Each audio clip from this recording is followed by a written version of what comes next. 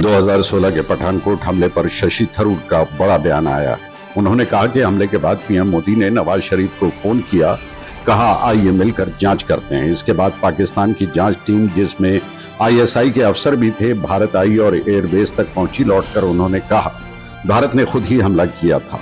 थरूर ने इसे सैन्य प्रतिष्ठान के लिए बेहद अपमानजनक बताया। अब इस बयान पर सोशल मीडिया में जोरदार बहस चल रही है। लोग सवाल उठा रहे हैं, क्या भारत ने तब अपनी संप्रभुता से समझौता किया था? सवाल यह भी उठ रहा है कि क्या ये बयान मौजूदा सरकार की पीठ थपथपाना था या एक सदी हुई राजनीतिक चाल? सऊदी अरब में बोले बीजेपी सांसद निशिकांत दुबे, आतंकवाद का कोई धर्म नहीं होता है, ये एक वैश्विक समस्या है। बात बिल्कुल सही है, लेकिन सवाल यह है कि क्या यही तर्क देश में भी बराबर लागू होता है? जब देश में आतंकी हमले होते हैं तो क्या हम आतंकवाद को धर्म से ऊपर मानते हैं या फिर हर बार एक ही समुदाय को टारगेट किया जाता है?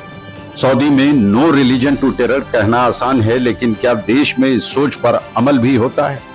कांग्रेस नेता राहुल गांधी ने पूंछ का दौरा किया। उन्होंने पाकिस्तान की गोलीबारी से प्रभावित परिवारों से मुलाकात की। क्राइस्ट स्कूल के बच्चों को दिलासा भी दिया। राहुल ने कहा घबराओ नहीं, सब कुछ सामान्य हो जाएगा। लेकिन इस हमदर्दी भरे दौरे पर भी राजनीति गर्मा गई है। सत्ता पक्ष अपने नेताओं को विदेश भेजकर नई रणनीति अपना रहा है, वहीं विपक्ष सवाल उठा रहा है, जिस पीएम ने 11 साल में देश को विकास की ऊंचाइयों पर पहुंचाया, क्या दुनिया अब भी नहीं समझ पाई कि उनकी पाकिस्तान नीति क्या है? विपक्ष कहता है कि चुनाव नजदीक है, इसलिए विदेशों में नेताओं को भेजा जा रहा है।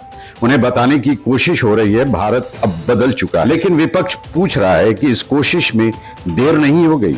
जो बातें देश में बार बार कही गई, उन्हें अब विदेशों को बताने की जरूरत क्यों? हार्वर्ड यूनिवर्सिटी में पढ़ रहे करीब 800 भारतीय छात्रों का भविष्य संकट में आ गया है।